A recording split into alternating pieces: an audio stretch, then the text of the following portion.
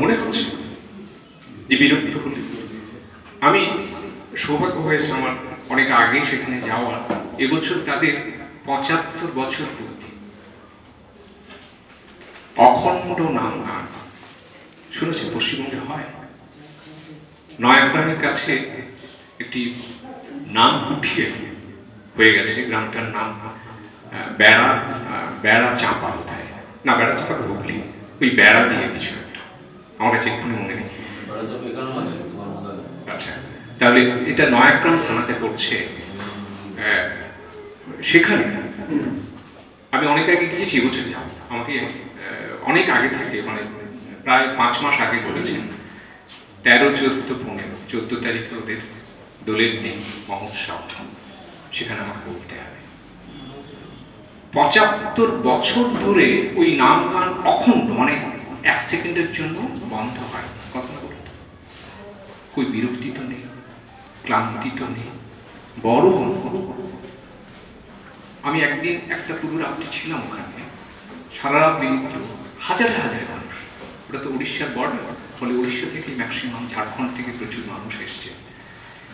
কি করছে জানেন তো, কাঁধে করে সব ওই মাটি লোক মানুষ, কাঁধে করে চাল, কেউ ফল, কেউ একটা কুমড়ো ব্যাগ করে নিয়ে আসছে। 3টে জায়গা আছে, একটাতে ডাল রাখা, একটাতে চাল রাখা, একটাতে সবজি রাখা। বিশাল বিশাল উঁচু এরকম করে ডাই করে ফেলে দিচ্ছে, সিঁড়ি দিয়ে উঠছে, এবং ওইখান থেকে নিয়ে প্রসাদ রান্না হচ্ছে, ভোগ রান্না হচ্ছে। হাজার হাজার মানুষ, এই যে পরিবেশ হোক আর এই যে খাচ্ছেন, কোনো তফাৎ নেই। এই হচ্ছে মহাপ্রসাদ। নির্দিষ্ট কোনো চাল নয়, মিলিত চাল, যে যা পাচ্ছে নিয়ে এসে, আর কি ওই একটি হরে কৃষ্ণ কৃষ্ণ কৃষ্ণ হরে হরে, হরে রাম রাম রাম হরে হরে। কেন আসছে? আমি সারা বসে বসে শুনছি, মানুষ আকুল হয়ে কাঁদছে, চোখের জল ফেলছে। সংসারে অশান্তি, জীবনে অশান্তি, এখানে এই রাতটুকু অখণ্ড হরিনাম সংকীর্তন তিনি শুনছেন, আর মনে তৃপ্তি পেয়ে আনন্দে চোখের জলে ভাসছে। এই চোখের জল বেদনার, কষ্টের, শোকের, বিরহের নয়, এই চোখের জল আনন্দের। কে আনন্দ দিচ্ছে? শ্রুতি। শ্রুতি। তিনি শুধু চোখ বুঝে শুনছেন, এবং তাকিয়ে থেকে থেকে কাঁদা যায় না। কষ্টের কান্না দেখবেন দু চোখ মেলে কাঁদা যায়, আনন্দের কান্নার সময় দু চোখ বুঝে আসে নীরবে, একা একা। কষ্টের কান্না হাওয়া করে কাঁদতে হয়, কষ্টের কান্না লোকের দৃষ্টি আকর্ষণের জন্য, কষ্ট বিনিময়ের জন্য। আর আনন্দের কান্না নীরবে, একা একা, চোখে জল গড়িয়ে যাচ্ছে, আপনি কোনোভাবে নড়ছেন যাতে কেউ দেখে না ফেলে। কে আনন্দ দিচ্ছে? শ্রুতি দিচ্ছে। এই শ্রুতিটাই তো আকাশবাণী বিলিয়ে চলে যুগ যুগ ধরে। এই 1927 হলে আর 2 বছর পরে 100 বছর পূরণ হবে। আপনাদের সঙ্গে আমার কিসের সম্পর্ক? কয়েকজন মানুষ শুনছি না, কয়েকজনকে চিনি, দেখেছি, বাকিদের দেখি। কিন্তু সত্যি সত্যি কি আপনারা আমার আছেন? আমি আপনাদের আছেন? আমি যখন স্টুডিওতে মাইক্রোফোনে এই কথা বলি, সে তো আপনার সঙ্গে কথা বলি। আপনার মুখ হয়তো আমি দেখিনি, কিন্তু আমি জানি আপনি কান পেতে আছেন। তাই তো আকাশবাণীকে নবায়ন করেছেন ওই শ্রুতির মাধুর্যের জন্য। যারা একবার শ্রুতির আস্বাদ পায়, ভাবুন তো, এত যে শাস্ত্র যুগ যুগ ধরে পরম্পরায়, মহাভারত সে বেদব্যাস থেকে শুরু করে,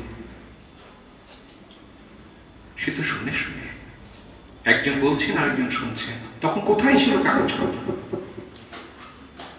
তখন তো অক্ষর মালাই তৈরি হয়নি তেমন করে। তাহলে পুরোটাই শ্রুতি। এই শ্রুতি, তার শক্তি কি কম? আমরা কথা শুনেছি আগে, শ্রুতি ধর, তাই না? মনে রাখা। তাহলে মন কতটা সজীব থাকলে একটা পুরো মহাভারত মনে রাখতে পারছে। পরীক্ষিতকে শোনাচ্ছে, শোনা। তাহলে পুরো একটা মহাভারত মাথার মধ্যে আছে। আর আমি 3 লাইনে একটা যোগ করতে গেলে এখন ক্যালকুলেটর নিচ্ছি, তাই না? সমস্ত কিছু মোবাইলে শুরু করছি, তাহলে আমার মনটা কোথায়? মনটা সারাদিন শুধু আবর্জনা খাচ্ছে। আমি যদি আমার মনকে শ্রুতির মধ্যে রাখি, শ্রুতি মানে কি? শ্রুতি সেটাই যা আমার মনকে প্রশান্ত করে। দুম করে একটা বোমা ফাটলো, আমাদের বোমা। এখন তো আমোদ সর্বত্র, 3 দিনের পুজো 17 দিন দেখছেন, এবং সেখানে দুটো উপকরণ, একটা হচ্ছে শব্দ হবে, ঝামঝাম মাইক বাজবে, বোমা ফাটবে, আর মদ খাবে লোকে। কষ্ট হলে মদ খায়, আনন্দ হলে মদ খায়। বাঁকুড়ায় মদের দোকান কত বেড়েছে দেখুন, আপনার এলাকায় মদের দোকান কত বেড়েছে। তাহলে ওগুলো কিন্তু বলা, সব শব্দই শ্রুতি নয়। তাহলে যে শব্দ আমার মনকে প্রশান্ত রাখে সেই শব্দই হচ্ছে শ্রুতি। আকাশবাণী সব প্রোগ্রাম কি শ্রুতি না? আমি এমন একটা গান বাজিয়ে দিলাম যা শুনে আমার নাচতে ইচ্ছে করলো, শরীর এসে গেল, শরীর এসে গেল। তাহলে যা আমাকে নাচাচ্ছে, যা আমার শরীরকে উত্তেজিত করছে, তা আমার মনকে অশান্ত করছে। হাইজেনবার্গের সূত্র, তিনি ফিজিক্সে নোবেল পেয়েছিলেন। তিনি বললেন, বাইরের অস্তিত্ব যত বেশি মুভেবল হবে, তোমার ভেতরের অস্তিত্ব তত বেশি অসাধারণ হবে, সেটাও তত বেশি মুভেবল হবে। এটা হচ্ছে ফিজিক্সের সূত্র। এখন আমরা যে মোবাইল ইত্যাদি ব্যবহার করছি, তা এইসব সূত্রের উপর প্রতিষ্ঠিত। আমি যত বেশি সাফিং করব, তত বেশি অস্তিত্ব। দেখবেন যে যত বেশি আঙুল চালাচ্ছে সপাটে পরপর, সে আসলে কিছুই দেখছে না, তার ধৈর্য তত কম। আগে একটা সিনেমা হতো 3 ঘন্টা, তারপর সেই সিনেমাটা হয়ে এলো 1.5 ঘন্টা।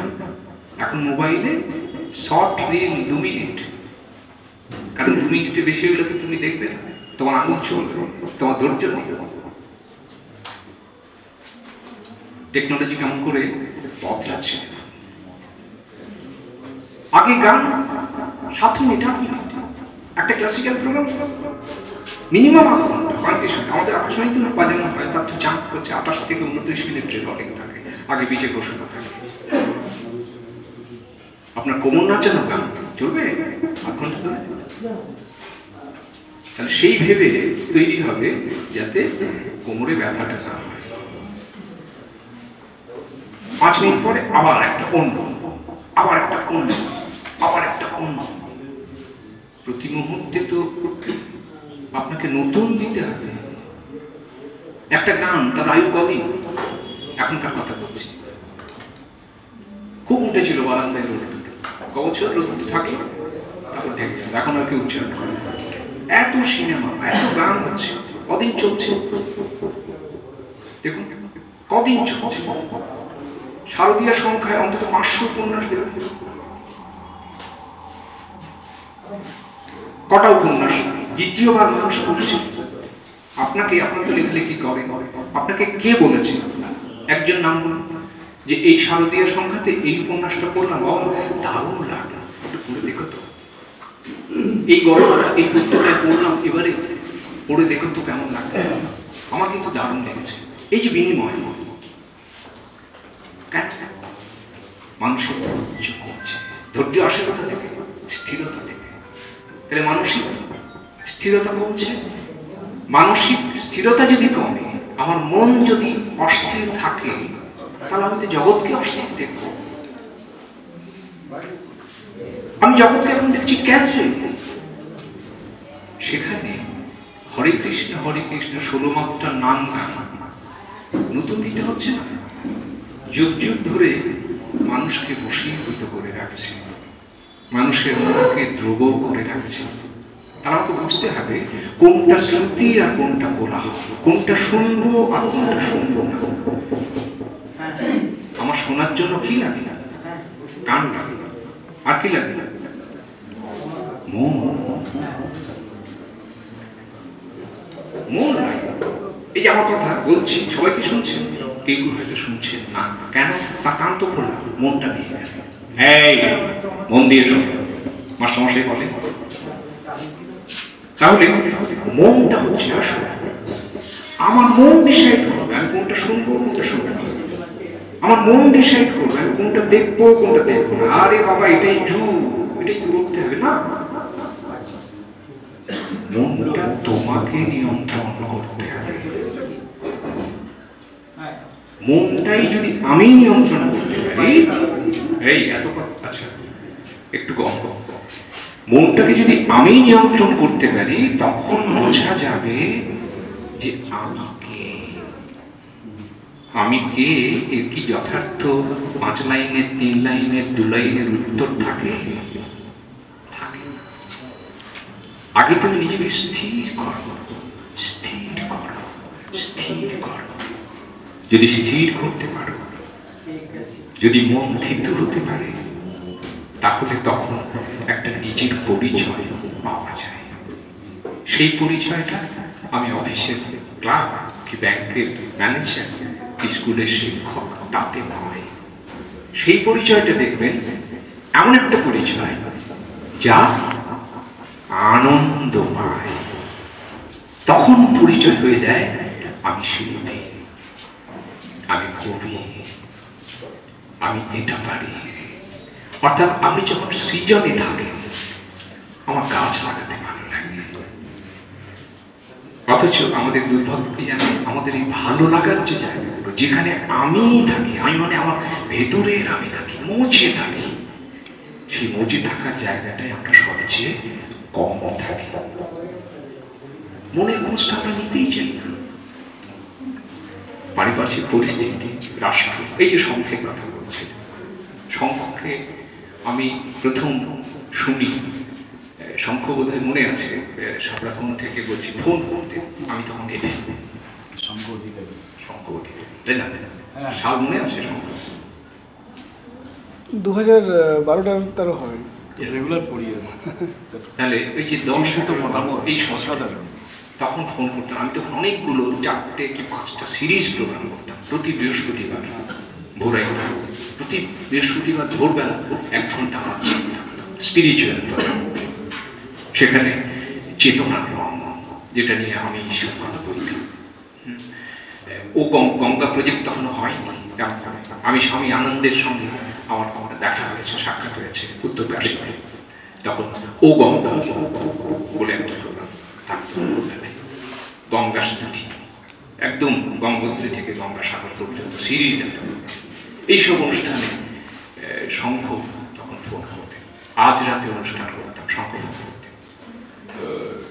শঙ্খে সব যোগ্যতা আছে, কিন্তু সবচেয়ে বড় যোগ্যতাটাই তো নেই।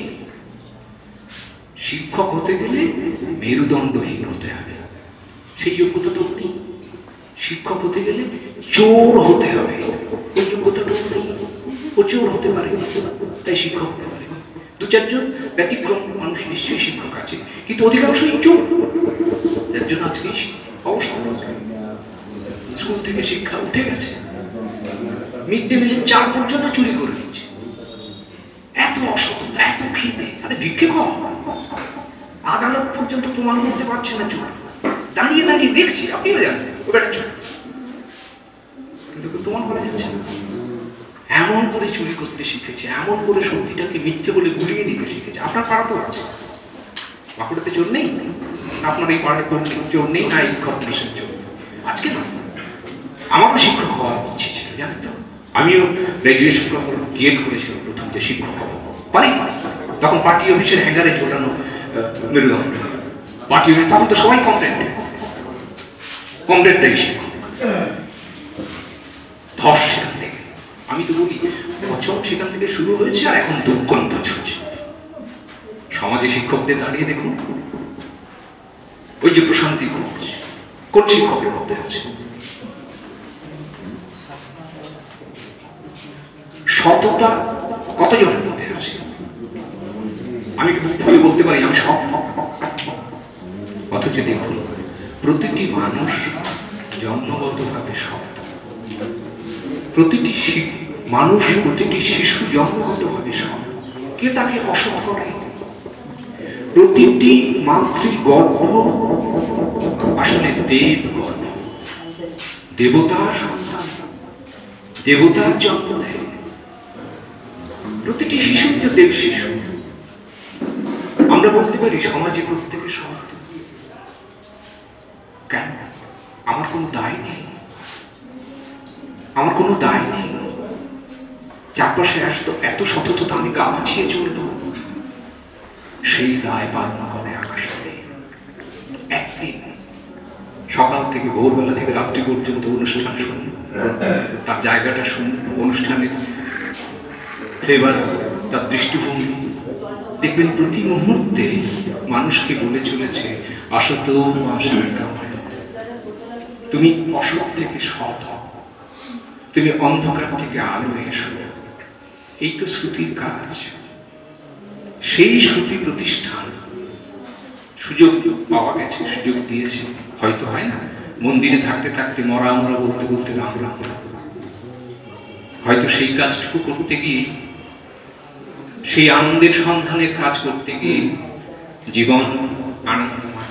তাই সাধনবাবু বলছিলেন না, আনন্দের কথাই বলেন। আনন্দের কথা ছাড়া কি বলবো? আপনাকে তো আমার আনন্দময়ী লাগে সবসময়। আপনি তো আনন্দেরই সন্তান, আপনার অস্তিত্বই তো আনন্দময়। কিন্তু আপনি কি ফিল করেন সবসময় যে আপনি আনন্দে আছেন? সত্যই আনন্দ। আমার মধ্যে যদি সত্য না থাকে, সততা না থাকে, আমি কেমন করে আনন্দে থাকবো? আজকে ভারতবর্ষের সবচেয়ে বড় সমস্যা কি? এখন রাস্তায় ভিক্ষে নেই, বিক্ষোভ নেই। এখন অনেক দাম অনুদান আছে। এখন ভারতবর্ষের সবচেয়ে বড় সমস্যা অসততা, দুর্নীতি, চুরি, দিনের আলোর মতো সত্য, তাই না? তাহলে সেই জায়গা থেকে আমি যদি দেশের মানুষ হই, আমি দেশকে কিভাবে উত্তীর্ণ করব? আমি সমাজকে কিভাবে পরিষ্কার করব? আগে আমাকে পরিচ্ছন্ন হতে হবে, আগে আমার মধ্যে সেই শুদ্ধতা আনতে হবে। আকাশবাণী প্রতিদিন সেই চেষ্টাটাই করে চলেছে। তাই আকাশবাণী বলতে পারে বহুজন সুখায় বহুজন হিতায়। আর আমার বহুজন সুখায় বহুজন হিতায় সে তো বিজ্ঞাপন দিয়ে জানাতে হয়, তাই না?